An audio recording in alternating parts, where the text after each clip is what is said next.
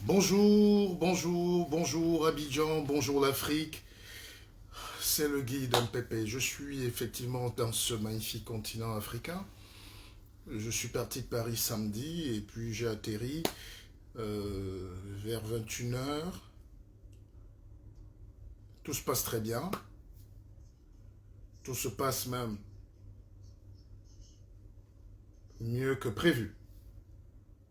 Voilà. Donc on n'a pas échangé depuis, mais je suis là pour vous dire que effectivement vous êtes très nombreux à m'attendre. Vous êtes très nombreux à venir vers moi, je suis content et je suis aussi là pour répondre à toutes vos questions par rapport à tout ce qui nous attend. Et n'attendez jamais que quelqu'un vous donne l'autorisation d'exister. Moi, je n'ai besoin de l'autorisation de personne. Et je suis venu parler dans la jeunesse africaine pour leur dire, vous avez tout entre les mains. On a de l'or, on a le diamant, on a la tête, on a la jeunesse, les muscles, les cerveaux.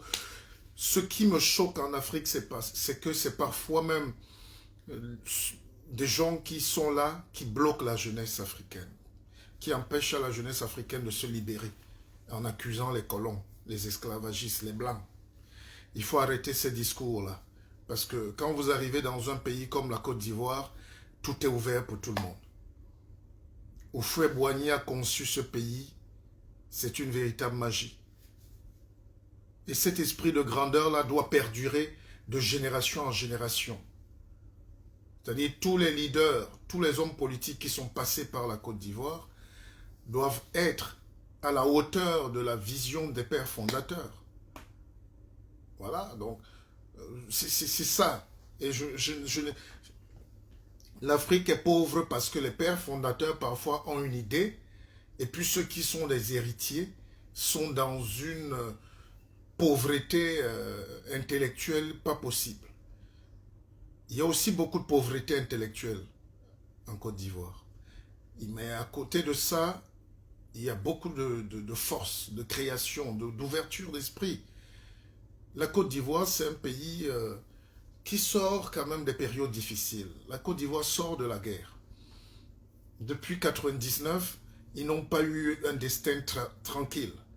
Depuis même 90, le père Houphouët-Boigny est mort en 93.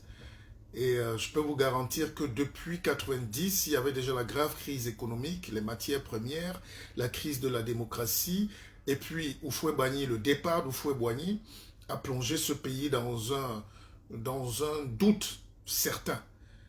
Et puis, 5 ans plus tard, 6 ans, la guerre est arrivée. Coups d'État successifs. D'abord, le président Bédié a été enlevé du pouvoir par Gueye, Gbagbo, et puis le président Alassane Ouattara. Et puis, ça n'a jamais été plat. Donc, il faut éviter de replonger les peuples dans la souffrance inutile. Et je pense que quand vous regardez la Côte d'Ivoire aujourd'hui, vous pouvez saluer ce qui est fait. Hein. Moi, je ne suis payé par personne, je suis pas un mendiant. Je suis un mendiant de la paix, je suis un mendiant d'autre chose, mais moi, ma liberté est sacrée. Donc ma liberté de penser, ma liberté de réfléchir, de dire. Et quand vous arrivez dans un pays comme ça, faut être de très mauvaise foi pour ne pas saluer ce qui se passe ici en 10 ans.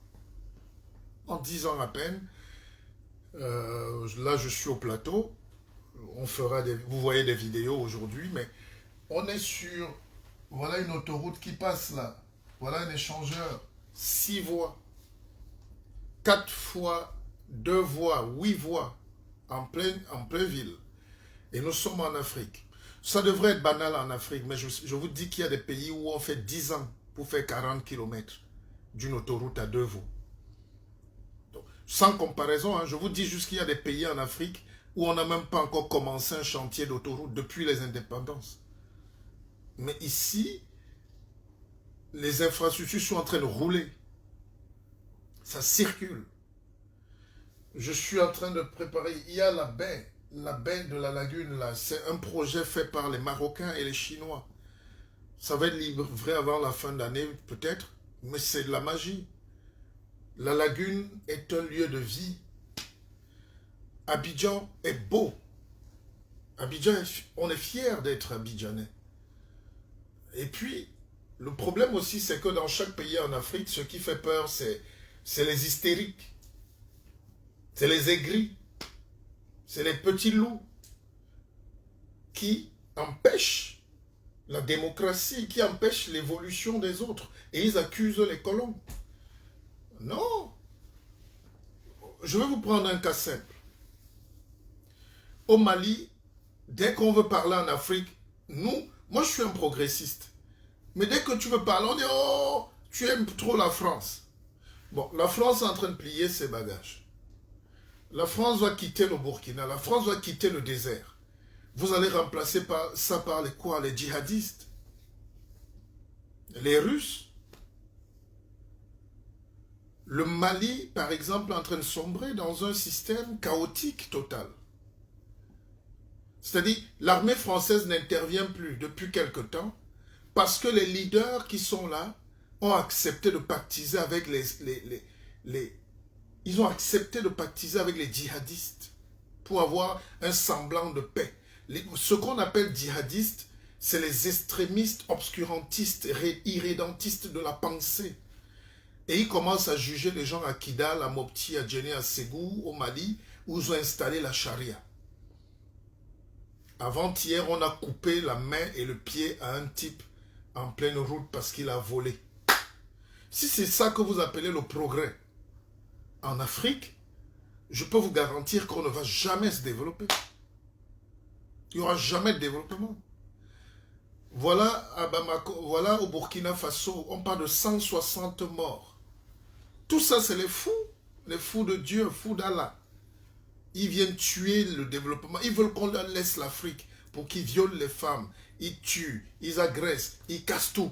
Et on tombe dans le chaos. C'est là qu'est né l'esclavage. Donc moi, je suis quelqu'un qui regarde les choses avec beaucoup de distance aujourd'hui. Je me dis, il faut aller vers le progrès. Le progrès n'a pas une donnée scientifique, ça n'a pas une valeur axiomatique, mais le progrès, c'est quelque chose qui te dit, voilà ce qui est bien pour moi. Quand on coupe la main de quelqu'un parce qu'il a volé une boîte de sardines, ce n'est pas le progrès. Les gens se sont battus pour qu'on ne condamne plus les gens à mort, pour qu'on ne tue plus les gens. Donc, je voulais vous dire que la Côte d'Ivoire ressemble à un quartier, la Côte d'Ivoire ressemble à un carrefour de l'Afrique. Le Ghana en face aussi, le Ghana est juste en face, ils sont en train de se développer. Ce n'est pas une question de langue ou d'anglais, de français, c'est une question de mentalité et de vision des leaders. Il y a beaucoup de pays en Afrique où j'aimerais pas y aller. Parce que là-bas, vous savez que les gens sont... Il y a un Moyen-Âge, il y a une pensée moyenâgeuse. Quand vous arrivez en Côte d'Ivoire, même si certains veulent retenir l'eau avec les mains, vous sentez quand même qu'il y a une jeunesse formée. Vous sentez qu'il y a une jeunesse qui veut se libérer et on leur donne la chance. Les gens veulent juste de la justice, veulent de l'égalité de chance, veulent avoir accès au concours, veulent avoir du travail. Et qui amène le travail? C'est les sociétés. Les sociétés, c'est qui? C'est le capital. Le capital, c'est qui? C'est les personnes, les entrepreneurs. Quand tu es un entrepreneur, moi demain, je peux ouvrir une société en Côte d'Ivoire. D'ailleurs, c'est mon souhait. Et puis, j'emploie 10, 15, 20, 50, 100 Ivoiriens. On n'a pas besoin de savoir d'où je viens. Est-ce que j'aime ce pays? Il faut contribuer. Il y a des tours. Ici, on est en train de faire une tour de 62 étages en face de mon hôtel, là. Je peux vous dire que c'est comme le Burj Khalifa à Dubaï. Bon, oui, 62, 70 étages. Et en Afrique, c'est beau aussi. Il y a un panafricanisme de la misère où on insulte l'Afrique qui se développe malgré tout.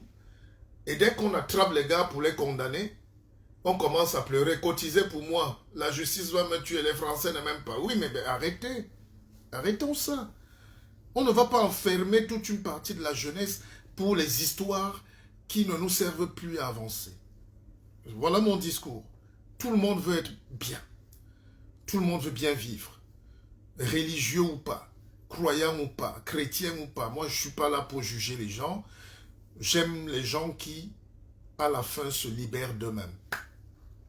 J'aime les gens, à la fin, qui disent, oui, nous, on n'est pas morts aussi comme des fous. Et c'est pour ça que je fais ma conférence mercredi. Donc, après-demain. Après-demain, je fais ma conférence ici, à l'hôtel Pullman, et j'attends toute la jeunesse ivoirienne. Moi, j'ai pas affaire au cadre qui snobe la population, là. Je m'en fous des aigris hystériques qui ne saluent pas, qui ne respectent pas les jeunes, moi. Je m'en fous des bourgeois, villageois africains qui ont des petits moyens et qui croient qu'ils sont supérieurs à la jeunesse, qui est abandonnée, qui n'a pas de moyens, qui n'a pas d'initiative, qui n'a pas de solution. Nous pouvons venir aussi en Afrique de notre propre budget, de notre propre poche, prendre le risque de venir dire à cette jeunesse, il ne faut pas baisser les bras. Aucun pays ne s'est développé avec des gens qui frustrent la jeunesse, qui empêchent à la jeunesse de rêver. Francis Cabrel disait, laissez dormir, laissez rêver l'enfant qui dort. Laissez rêver l'enfant qui dort.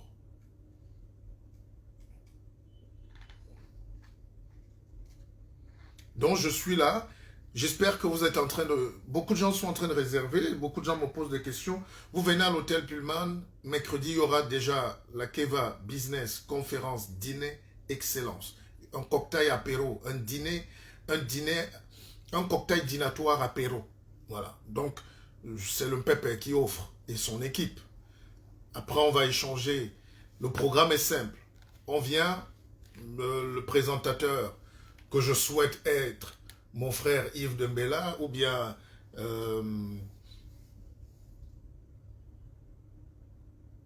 Yves Dembélé, Aristide Kenda, Ephraim Yukpo ou bien évidemment Joseph Fandjou. Ben, enfin, il y aura quelqu'un qui va, un maître de cérémonie, un vrai maître, qui va introduire et je vais faire mon petit speech, vous présenter un peu le projet, le contenu, pourquoi je suis là, pourquoi je suis venu à Abidjan, pourquoi je suis venu rencontrer les jeunes, les femmes, les entrepreneurs, les hommes d'affaires, les politiques et même le président de la République. Et je vais dire mon intérêt pour la politique moderne de la Côte d'Ivoire. Après, on va poser les questions, 1h, 1h30. Il y aura une petite séance dédicace de 1h environ. Et puis après, on va échanger mes contacts, on va dîner, et puis on se sépare. C'est un after work. Donc mercredi, je veux voir toute la Côte d'Ivoire. Je veux voir tout Abidjan. Je n'ai pas les moyens d'aller à la télé. La télévision n'aime pas les gens brillants, il paraît. Donc, ce n'est pas mon problème. Je vais là où on m'invite.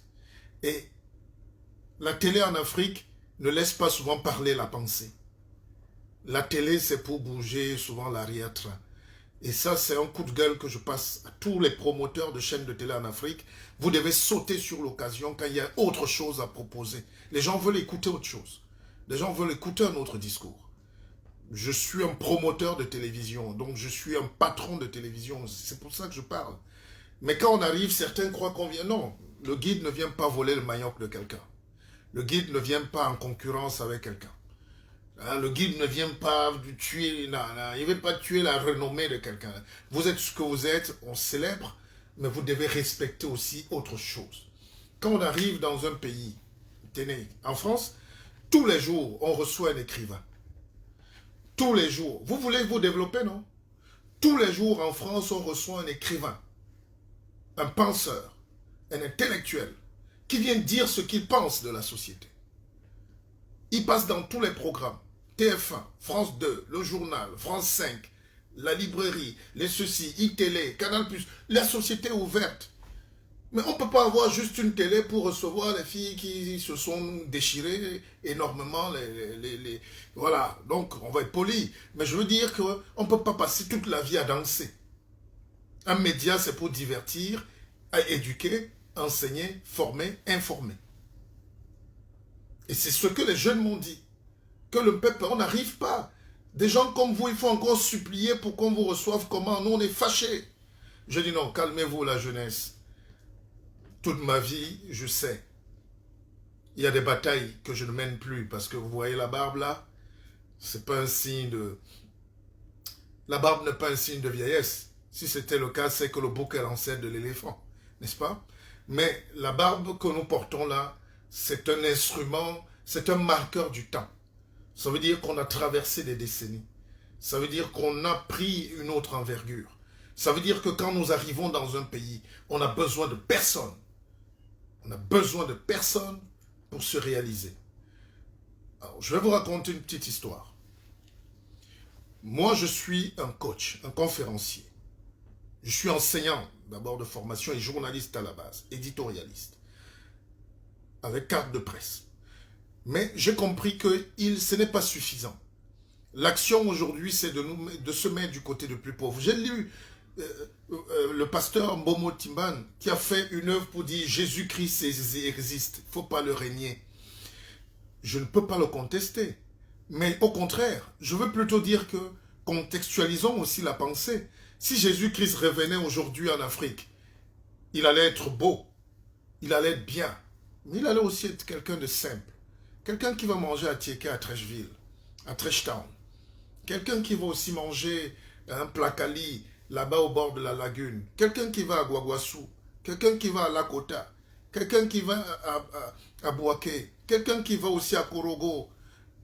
Quelqu'un qui va, oui, à Mama.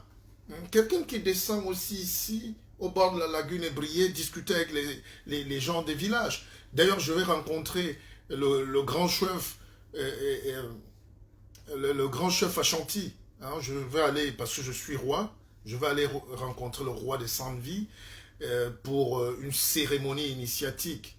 Pas comme Mimici, mais une cérémonie de partage d'initiation.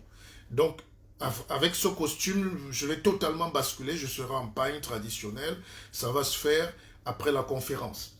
Et d'ailleurs, je souhaite recevoir les chefs traditionnels ici, dans mon modeste QG, à l'hôtel où je suis, à Pullman, pour échanger aussi avec eux, pour dire que ne restons pas loin du monde qui avance. Ne fuyons pas. Les chefs ont toujours été ceux qui ont porté le projet du développement en Afrique. Et n'ayons pas peur. Donc je suis là, je réponds à toutes vos questions. Est-ce que ça va? Le Mpépé lui-même a pris la parole alors. J'ai pris le contrôle des choses. Hein? Voilà. Est-ce que ça va? Je salue, oui, je souhaite recevoir dans cette conférence tous les pasteurs, tous les prêtres, tous les séminaristes, tous les chercheurs, tous les entrepreneurs. On ne juge pas un homme parce qu'il est. Il ne faut pas chasser les gens. Il faut aller vers les gens. Or, aujourd'hui, les gens ont construit toute une vie sur le rejet des autres. La peur des autres. Moi, je n'ai pas peur des gens. Un roi, un pépé, va vers les gens. Et il apporte un nouveau discours. Bonjour à vous tous. Je suis Sapé Martin de Bonheur parce que j'ai trop de rendez-vous. Je réponds à vos questions maintenant. Salut, salut, salut. Toujours frais. Oh, mais bien sûr, merci, merci. Prends tes cœurs. Salut, salut.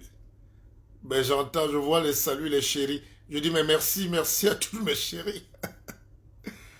Je ne suis pas marié à une Ivoirienne, je pense. Mais je pense que je vais rester...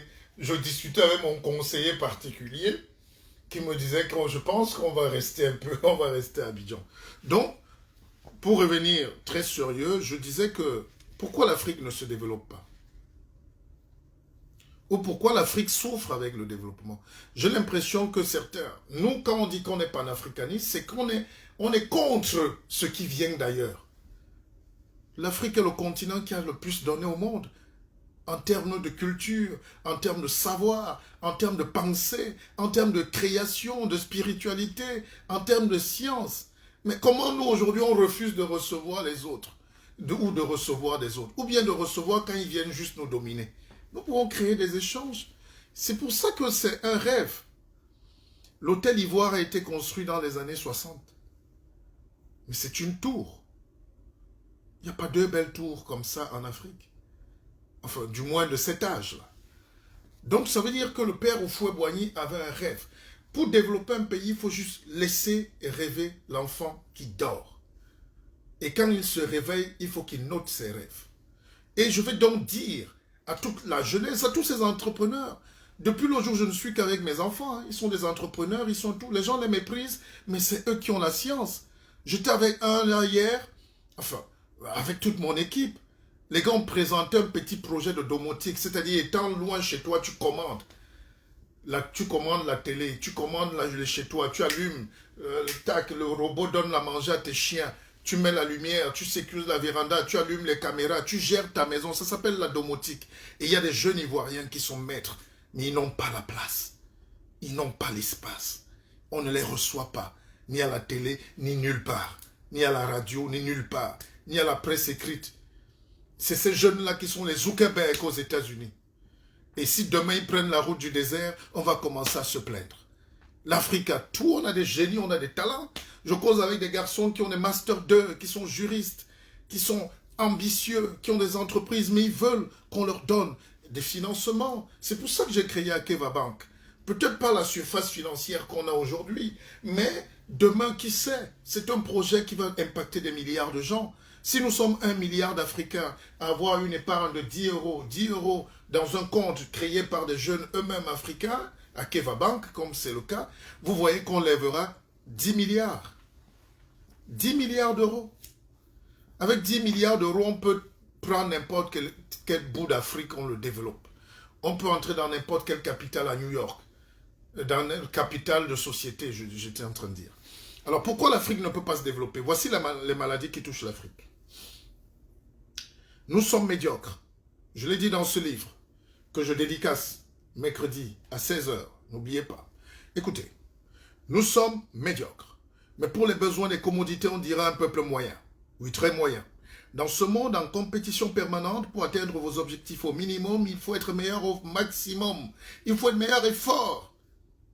Dans ce monde, je reprends, parce que les gens viennent parler, ils déblatèrent, ils ne vendent que la haine, ils ne vendent que la médiocrité, il faut la guerre, il faut tuer tout, casser même ce qui existe. Quand vous vous cassez, vous fuyez. Ceux qui vivent là font comment? N'est-ce pas? Vous avez des gens qui peuvent vous faire des cotisations pour payer vos frais de conneries, mais les gens qui sont morts dans les guerres qu'on provoque, il y a eu 3000 morts en Côte d'Ivoire pendant la crise ivoirienne. Qui a payé? Qui va payer? Maintenant qu'on parle de réconciliation, il y a tous des esprits derrière qui veulent encore revenir avec la guerre. Les 160 morts qu'il y a au Burkina Faso depuis hier, avant-hier, qui payent? C'est nos discours de haine. Quand on chasse les gens qui nous apportent la lumière pour prendre ceux qui apportent l'obscurité, vous comprenez qu'on est en train de travailler pour un système qui va amener la charia partout en Afrique. N'est-ce pas? Alors, je disais donc que déjà dans le contexte international qui nous est largement défavorable, parce que l'Africain n'est pas dans un monde des bisous là. Les gens ont conçu le monde et on nous a invités dans ce monde. Donc nous cognons la porte fort pour qu'on nous laisse un petit espace. Regardez le Conseil de sécurité des Nations Unies. C'est fermé. 5 pays. Le droit de veto. Ils disent oui, non. Ils ont le droit de vie ou de mort sur des pays. Alors quand vous êtes un petit pays en Afrique, comme la Côte d'Ivoire, le Ghana, le Gabon, si vous n'arrivez pas à avoir des gens qui interfèrent pour vous là-bas, c'est injuste, mais il faut être réaliste. On parle de FMI. Quand vous avez un président qui a fait toute sa carrière au FMI, à la Banque mondiale, et qui a laissé des jeunes stagiaires là-bas, qui sont aujourd'hui des patrons, des directeurs, et qui prêtent l'argent à ces pays, n'est-ce pas, quand ils font l'épargne pour développer les pays, les prêts qu'on prend pour détourner, n'est-ce pas, ils pensent d'abord à leur mentor. C'est aussi ça la réelle politique. Et en Côte d'Ivoire, vous avez un président qui maîtrise la finance mondiale, vous avez un président, que vous l'aimiez ou pas, qui est un bâtisseur. C'est pas pour rien qu'Houphouët-Boigny lui a dit, prends les clés, gère ce pays, je vais partir, voilà les clés de ce pays. C'est ça, c'est le discours, moi je mens pas. Je mens pas. Je n'aime pas la médiocrité africaine, nous sommes des Africains. Mais pourquoi vous vous plaignez de Marine Le Pen? Puisqu'elle dit aussi, nous sommes les Français, nous sommes ceci, les vrais. Si vous laissez la France à Marine Le Pen, la France va disparaître en 2 jours. Vous laissez ces pays africains à ces ultranationalistes, extrémistes, négatifs, médiocres, quel que soit leur cursus, vous aurez la charia. Et il y a une charia mentale, c'est-à-dire on te coupe la tête, le cerveau, et on te coupe le bras parce que tu as voulu vivre, tu as voulu prendre un bout de pain. Déjà dans le contexte international qui nous est largement défavorable, partagez le direct. La redistribution des richesses est quasi inégalitaire. Où le minus, le faible, le pauvre, le nain, le petit, le frêle, le sans-culotte, le sans-dents n'a pas droit au chapitre, qu'il soit né ici ou là-bas. C'est pourquoi il est extrêmement important de capitaliser, d'investir sur son mental. Car pour exister, il faut résister. Voilà le message que je viens passer aux Ivoiriens. Pour exister, il faut résister, les garçons. Voilà le message que je viens passer à toute la jeunesse africaine. Les politiques font leur politique. J'en suis un, mais je ne suis pas en campagne, je ne suis pas un démagogue. Il faut qu'on arrête de faire peur à la jeunesse. Et il y a des gens qui détruisent l'Afrique. Écoutez ce que j'ai dit. Je reprends cette phrase. Vous n'aimez pas la lecture. Je vais donc vous prouver que tout le savoir est dans les livres. Et quand nous, on arrive comme des penseurs, ce n'est pas à nous de payer, ce n'est pas à nous de supplier pour dire ce discours. C'est aussi ça la religion. Vous êtes des chrétiens, n'est-ce pas? N'est-ce pas? Vous êtes des croyants, musulmans. N'est-ce pas? Mohammed se baladait dans le désert d'Arabie à dos de chameau pour prêcher la bonne sourate. N'est-ce pas? Jésus-Christ était là dans le désert avec quelques raisins pour prêcher l'amour, la paix. Il avait les pieds des malades, des veuves, des prostituées, hein, des fous, des gens abandonnés. Alors pourquoi nous on arrive aujourd'hui, on a Internet, tout le monde entier nous suit. On a des costumes, on a des Mercedes, mais on n'arrive pas à parler de l'amour, du bien, à aider le prochain. Vous croisez des gens qui sont hystériques, aigris, ils rigolent pas, ils font peur. On ne fait pas peur aux gens. On ne fait pas peur à un roi. La peur, les dogmes, c'est aussi ça le motif de la conférence. Comment tuer les peurs? Comment écraser les pensées limitantes?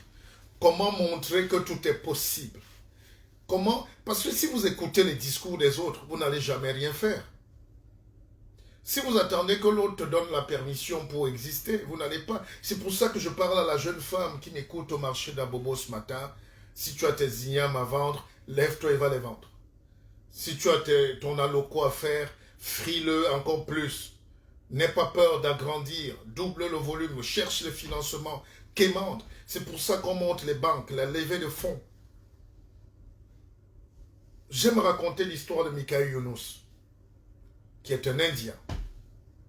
C'est le père du microcrédit. Docteur PhD en économie, formé aux États-Unis, dans les grandes universités américaines. Il a quitté les États-Unis pour rentrer avec ses économies de sa poche. Il est rentré en Inde, il avait 100 000 $. Il a commencé à aller dans les villages. Dès qu'il voit une maman qui a son petit commerce de cigarettes, il lui donne 100 $. Il dit, maman, ajoute, double le capital. Il voit un petit qui conduit son baka, il dit, baka, là c'est combien? 1 million. Voilà, 1 million, achète un deuxième baka. Il voit un autre en train de faire la boucherie, il dit, combien? Tu as 2 bœufs, voilà le 4e bœuf. Et du jour au lendemain, dans son propre village, en moins d'1 mois, il a sorti tout le monde de la pauvreté. La rumeur a commencé à courir dans toute l'Inde, comme un messie qui est tombé du ciel. Parce que Dieu envoie des messies à chaque époque, à chaque temps, dans chaque peuple.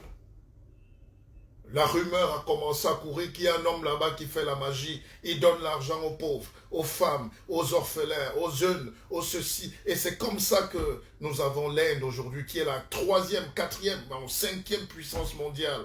À tout casser. Ils ont le nucléaire. C'est les patrons de l'électronique, les patrons des logiciels, le patron de l'informatique. Les 10 plus grands patrons au monde sont indiens. Kamala Harris est indienne et noire. C'est la femme la plus puissante au monde. C'est pour vous dire que c'est par les rêves, c'est par les hommes que nous changeons la vie du monde et des autres. N'attendez pas, l'Africain dort, il attend. Quand les Occidentaux arrivent, ils entrent directement, ils mettent leur argent, ils risquent, ils investissent, ils créent. Quand les Libanais arrivent, nos frères que j'adore, et Houphouët-Boigny avait dit laissez ce pays-là, c'est aussi leur pays. Quand les Libanais entrent ici, ce qui est touchant, c'est qu'ils viennent directement avec l'argent, ils commencent à creuser et cassent la forêt, ils font leur économie, ils font tourner l'économie. Quand les autres Africains, d'ailleurs dans le vol qui nous a amenés, le vol Air France, à l'aéroport, j'ai eu le choc de ma vie. Il y avait deux classes à l'aéroport. Les nationaux et les occidentaux, enfin les étrangers. Tous les blancs, tous les Européens blancs de peau qui étaient avec nous dans le vol étaient du côté des nationaux. Et si vous comprenez ce que je veux vous dire. Et nous, pour sortir de l'aéroport, on a mis un peu plus de temps parce qu'effectivement, on est des étrangers. Un Bissok, le Pépé, est étranger en Côte d'Ivoire. Ça ne vous dit rien. Ça ne vous dit rien que moi, de Grand Batanga à Grand Bassam, même peuple, même nourriture, même histoire, même culture, je suis étranger en Côte d'Ivoire, et que les gens qui arrivent, nos frères, ils étaient ivoiriens. Ils avaient le passeport, la nationalité, et ils ne faisaient même pas une minute au contrôle parce qu'ils sont chez eux. J'ai compris que finalement on est chez soi, parce qu'on aime, parce qu'on y vit, parce qu'on investit. Nous, on n'est pas là. On est là-bas, on n'est pas chez nous. Ici, on n'est pas chez nous. On reste en suspens dans les guerres du tribut. Les autres aiment ce pays. Les autres aiment l'Afrique plus que nous. Nous avons été extraits, chapitre 7, page 41. Ce livre, c'est une pépite. Il n'y en a pas beaucoup d'exemplaires. Réservez même pendant que vous êtes là, parce que je vous dis, on doit travailler notre mental. Travailler fort. Nous avons été biberonnés à la défaite, à la petitesse et à toutes les formes de complexes. Nous naissons et mourons avec si peu. Nous les moins que rien. Un pépé. C'est incroyable. Je vous reprends ça. Écoutez comment c'est beau. It sounds good. Et c'est ça le rôle des intellectuels. Le rôle d'un intellectuel, c'est pas de manipuler les peuples pour être payé derrière. Même si on peut être payé, il faut être honnête, quoi. Il faut être libre. N'est-ce pas? Et je suis venu démontrer aux Africains que tous les concepts que vous voyez sur Terre se démontent. La science, c'est les dogmes qu'on a tués. La science, c'est la superstition éclairée. La science, c'est la magie pour tout le monde. C'est un roi qui vous parle, mâcheur d'écorce. Nous avons été biberonnés à la défaite, à la petitesse et à toute forme de complexe. Nous naissons et mourons avec si peu, nous les moins que rien. Un type comme moi, vous croyez donc que c'est moi qui dois aller cogner maintenant les chaînes de télé pour dire « Recevez-moi, je veux dire ça à mon peuple » C'est l'inverse. Sinon, c'est l'imposture. J'ai bien des frères congolais ici que j'admire. Ils ont un déhanché pas possible. Mais c'est eux qui ont les panneaux publicitaires partout. C'est eux qui ont les affiches. Ils passent même au journal pour montrer comment à la jeunesse il faut déhancher. Désorienter la pensée, désarticuler les reins. C'est ça. C'est ça la grandeur de l'Afrique. Et vous vous plaignez d'être pauvre. Vous vous plaignez d'être dominé. Vous vous plaignez d'être battu. Les gens qui ont la formule de l'hydrogène, du nitrate, du nucléaire ne sont pas écoutés. Les chercheurs n'ont pas de place. Les médecins, les professeurs, les intellectuels, ceux qui sont érudits, même s'ils sont sans diplôme, ceux qui veulent prendre la parole, sont menacés. Heureusement qu'il y a Zuckerberg. Heureusement. Heureusement. Les conférences que je donne à travers le monde, s'il n'y avait pas Zuckerberg, qui allait te donner la parole? Qui? Je vous raconte une histoire. J'étais invité dans un pays un jour, j'étais au Gabon, et pour passer dans la chaîne de télé, il y a eu trop de négociations. Il fallait l'intervention même du ministre. La présidence a même appelé. Mais même les journalistes qui étaient là, ils ne voulaient pas, ils croyaient qu'on vient prendre leur place. L'Afrique a peur de perdre son poste, son pouvoir. C'est pour ça qu'il bloque les autres. Et puis le coup de fil est venu de la présidence. Et maintenant, je suis à l'antenne. On me reçoit, les coups de fil, l'audimat monte. À l'époque, ce n'était pas comme aujourd'hui. Les gens m'appelaient, les gens... Avant la fin de l'émission, il y avait au moins 100 personnes devant la RTG. Authentique. Un peuple, on veut vous rencontrer. Un peuple, on veut une autographe. Le guide, on veut vous... Les guides... C'était incroyable. Et pendant que je passais à cette émission, il passait le spot. Il passait le spot. Enfin, les pages publicitaires du spectacle des humoristes ou des rappeurs, des trucs comme ça, sans mépriser. Et j'ai dit, waouh! Donc l'Afrique est encore à ce niveau où la pensée n'a pas de place. Il faut tuer les gens qui réfléchissent. Il faut tuer les gens qui proposent. Et vous voulez donc qu'on libère le peuple quand les Européens vous trompent. Quand on met la concert de Madonna, à côté aussi on met Université libre. Jeff Bezos en conférence.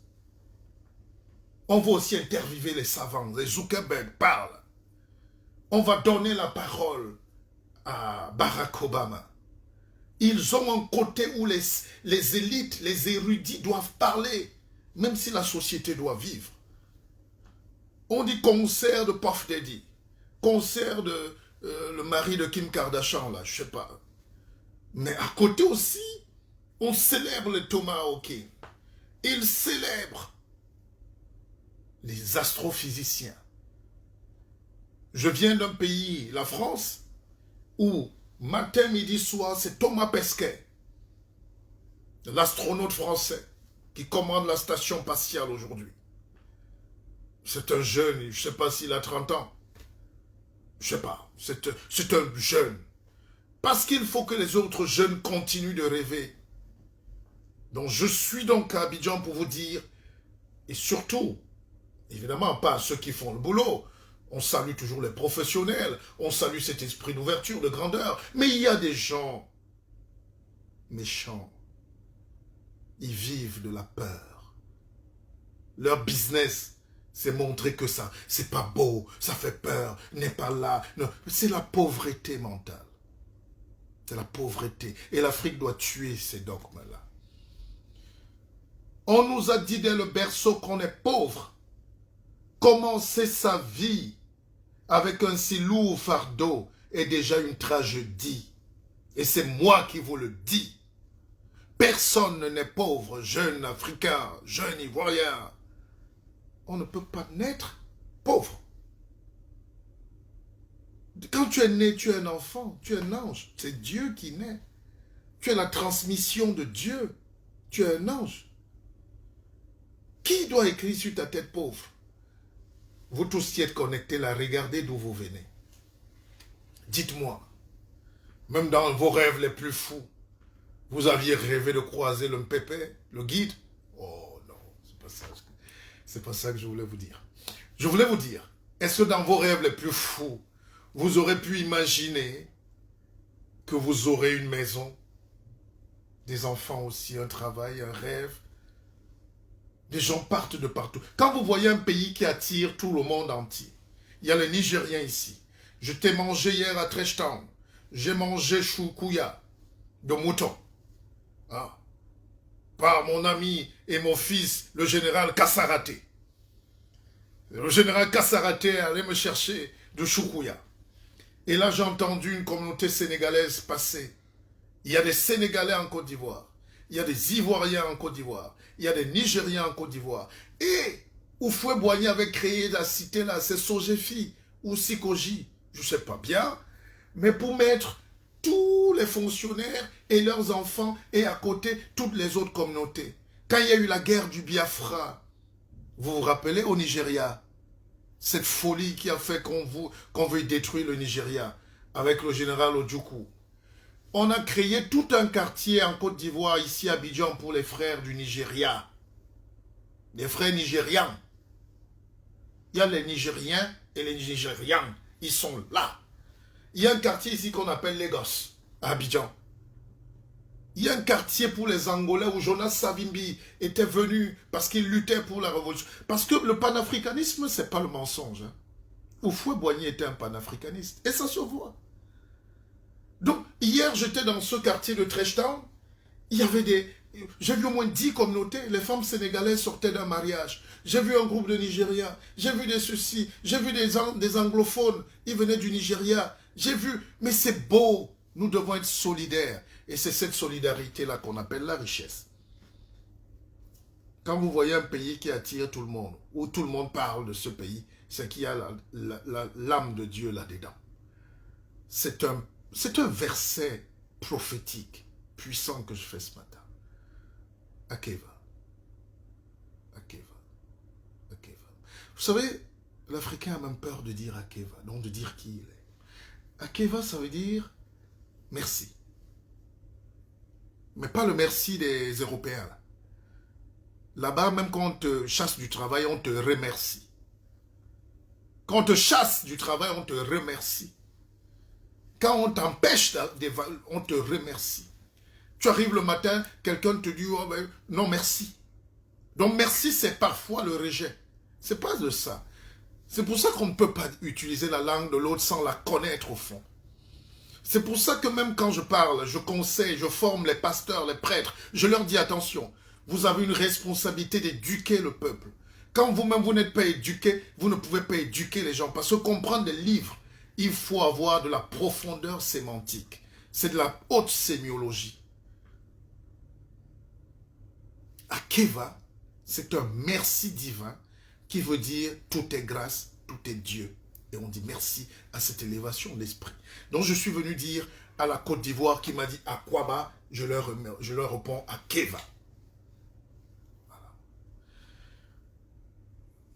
Comment pouvons-nous disqualifier quelqu'un qui n'a pas encore eu la chance de prendre part à une compétition, de s'affirmer, ni même d'affûter ses armes? Comment quelqu'un naît, vous dites qu'il est pauvre? Je connais une orpheline qui est l'une des meilleures cadres de santé en France aujourd'hui. Elle a perdu son père très tôt. Et elle a traversé des étapes. Je connais aussi ce jeune garçon qui a un doctorat. Il est là, en Côte d'Ivoire, mais il n'est pas respecté parce qu'il est noir. Et il travaille avec les Européens. C'est les Français qui lui ont dit « Viens avec nous ». Parce qu'il a cherché le travail aussi partout. Il faut qu'on arrête de tuer le génie en Afrique. Comment pouvons-nous disqualifier quelqu'un qui n'a pas encore eu la chance de prendre part à une compétition, de s'affirmer, ni même d'affûter ses armes? Faudrait-il le marteler, on ne naît pas pauvre, on le devient. On ne naît pas pauvre, on le devient. Mais parfois nous sommes convaincus du contraire. Nous ne nous étonnons donc pas que les mêmes aient déjà annoncé notre défaite à la face du monde, nous les éternels perdants. Dans mon pays, l'Afrique, l'échec est systémique et systématique. La culture de la paresse intellectuelle étant entretenue, nous croyons être des forts, nous croyons même être forts en étant des partisans du moindre effort. Oh, Ampépé, oh, yeah. Comment on peut t'aimer, Pépé? Enfin, le peuple t'adore. Mais comment les gens qui rôdent là peuvent t'aimer, Pépé? Écoutez, nous tous on tutoie Molière. Nous croyons être forts en étant des partisans du moindre effort. Et quand bien même nous travaillons, nous le faisons mal. Et sans aucun sens d'organisation, sans le désir de se surpasser, de se tuer à la tâche. Et croyez-moi, ce n'est pas un épiphénomène. La bureaucratie, le fonctionnariat ne nous oblige à aucun rendement. Nous pourrons demain faire tous les développements possibles sur ce sujet, mais c'est juste le travail qui libère. Mon grand-père disait, Bolondeye Moussima, le travail est une chance. Les élèves asiatiques se tuent à la tâche, certains se tuent simplement parce qu'ils sont deuxièmes, tous voulant être premiers et meilleurs. Écran désactivé. Désactive l'écran, jeune homme. Et chez Samsung Galaxy Note, le Samsung Galaxy Note sera toujours le leader parce que fabriqué par les petites mains de génie qui ne compteront ni les heures passées au travail, ni l'énergie mise à contribution pour être parmi les meilleurs, mais pour être les meilleurs. Quand je regarde mon peuple et la lenteur qui s'y dégage, je vois le reflet de la mort. Vous avez d'un côté les bureaucrates qui dorment et dans les rues des zombies qui errent. La jeunesse africaine erre. Je vous ai sûrement déjà raconté l'histoire de ces Chinois. D'ailleurs, je vais vous raconter l'histoire de ces Chinois.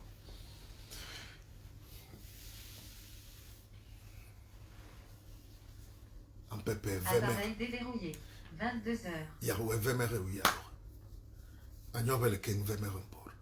Alors, donc j'étais en train de vous dire, non, c'est une incantation, ne vous trompez pas.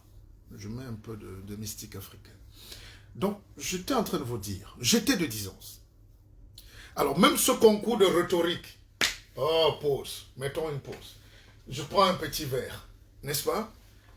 Un petit verre d'eau. Voilà.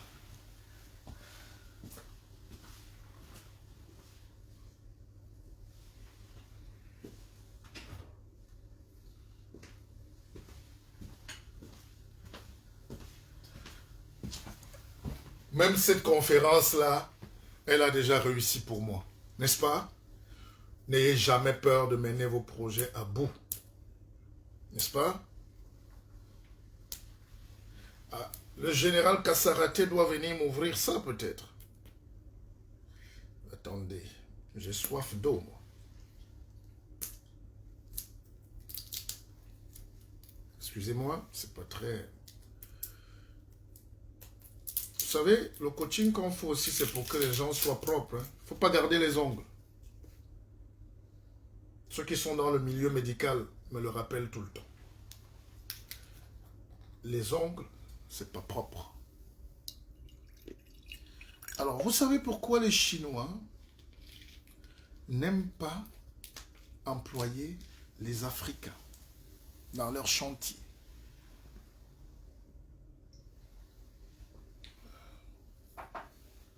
Je vous raconte une petite scène. J'étais à Douala au Cameroun, j'ai assisté, les Chinois avaient un chantier et ils avaient quelques Camerounais qu'ils employaient, quelques gens là, des jeunes. Et à la pause, j'ai bien observé tous les jeunes qui étaient là. À la pause, ils ont commencé à manger. Ils avaient des grosses boules de foufou, du placali, du gombo, tout ça là. Et chacun buvait une bière ou deux. Tous les ouvriers africains. Et puis en face, vous aviez des Chinois qui mangeaient du riz cantonné et des œufs à la coque. Enfin, leur truc là, leur spaghetti, leur truc. En 5 minutes, chrono, les Chinois avaient fini de manger. 5 minutes. Moi, je suis un bon observateur. Je ne suis pas un intellectuel. La notion d'intellectuel aujourd'hui ne veut rien dire. L'école est finie. Hein. Il n'y aura plus de diplôme valable. Quelqu'un travaille ses tutos, ses logiciels à la maison, il est ingénieur. Méfiez-vous. L'Afrique est en train de changer. Le monde est en train de changer. Un ingénieur, c'est celui qui s'adapte à son temps. Il télécharge, il écoute, il va aux conférences, il achète les formations en ligne. Il est formé, il crée ses logiciels, il a le marché, il crée sa société. Donc j'étais assis et je chronométrais. Les Chinois, pendant la pause, ont mangé en 5 minutes. Et leur boisson, c'était quoi? Le thé. Il fait chaud, mais ils boivent le thé pour réguler le corps.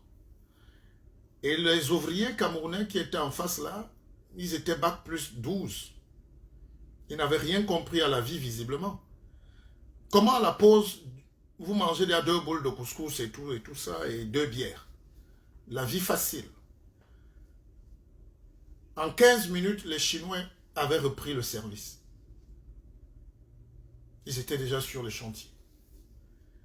Les Camerounais ont pris 1h30 pour manger, pour la pause. Moi, je note, j'ai des preuves. Et je l'ai écrit d'ailleurs dans ce livre. C'est une étude. Alors, quand vous regardez ça, qu'est-ce qui vous choque? Qu'est-ce qui vous choque? Parce que c'est bien beau d'accuser, oh, les Blancs ne nous aiment pas, les Chinois viennent faire, les Chinois... Mais regardez comment les autres travaillent.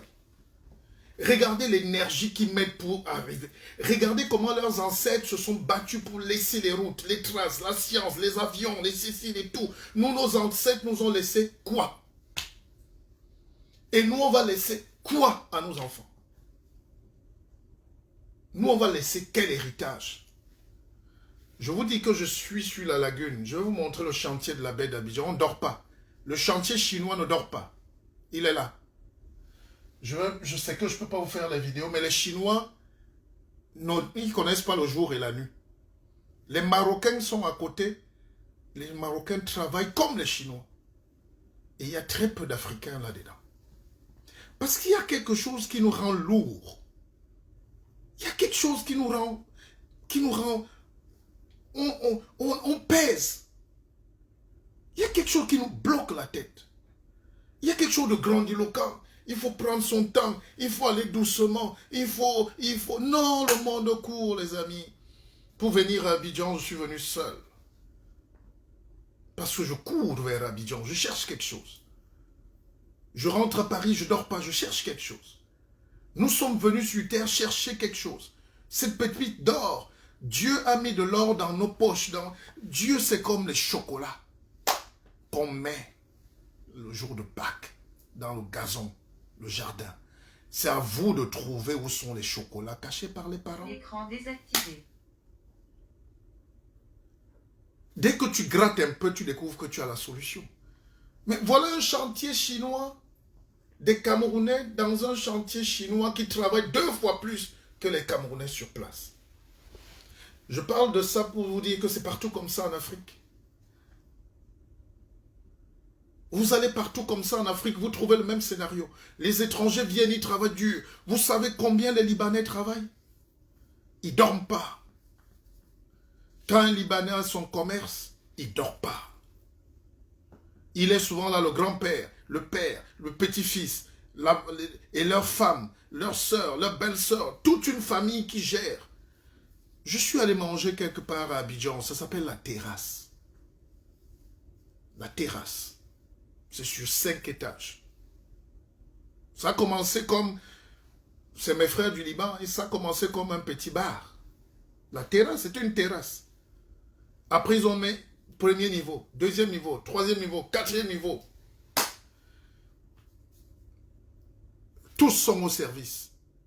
Ils ont le même visage, ils sont des frères. Citez-moi combien de frères travaillent ensemble en Afrique. Citez-moi combien de frères dans une famille ont un projet. Bon, maintenant, citez combien d'Ivoiriens se mettent ensemble. Mettent chacun 10 millions. Ils sont 10, ça fait 100 millions pour créer une start-up. Combien d'Africains se mettent ensemble? Chaque Gabonais est Gabonais. Chaque Ivoirien veut être Ivoirien. Chaque Camerounais, chaque Sénégalais, Et c'est pour ça que Houphouët a ouvert ce pays. L'un des gens les plus riches qui est en train de faire l'hôtel en face ici, il est d'origine sénégalaise. Les gens s'en foutent. Il va donner 10 000 emplois. C'est comme ça le monde aujourd'hui. Dans mon discours, ce n'est pas de vous perdre le temps. Je sais que nous avons bien de choses à faire, mais je venais vous dire que le pépé ne vit pas des peurs et que personne ne doit être le guide de votre pensée. Je suis là pour la conférence de ce mercredi à 16 h. Ça sera du Lindandom. C'est ça la politique. C'est ça l'intelligence. Mais je vais commencer mes rendez-vous. Je dois aller sur Nostalgie, la radio, là-bas. Après, j'ai réunion à la RTI à 15 h avec toute la team du producteur et ami et frère Joseph Andiou. Et après, je serai libre pour rencontrer la presse écrite qui m'attend. Et nous serons là pour finaliser les détails. Et je suis en train de travailler pour véhiculer cette pensée de bonheur. Je suis un homme profondément marqué par la sympathie que vous me portez. Je vous le rends. Je suis l'homme des petites gens. Beaucoup de personnalités seront là. Je suis flatté. Mais c'est la jeunesse. C'est les petites personnes qu'on néglige là qui m'intéressent. C'est ça le discours. Bonne journée à vous. Aquaba. Je vous aime. C'est le guide Pépé. Pour ceux qui veulent réserver, vous avez mes numéros, mon numéro WhatsApp. Vous pouvez appeler directement. Vous avez le spot. Tout est là. Vous passez directement. Retirez vos tickets. Et toute l'équipe va vous accompagner. Je vous aime. À ce soir. On finit avec la lagune. Hein? Bon, déjà, comme on a dit, regardez la circulation à Abidjan le matin. Comme à Paris. N'est-ce pas? Comme à Londres, comme à New York, comme à Dubaï. Les Africains courent pour aller à Dubaï. Mais venez aussi à Abidjan. Voilà l'hôtel Ivoire en face de moi. Voilà la lagune.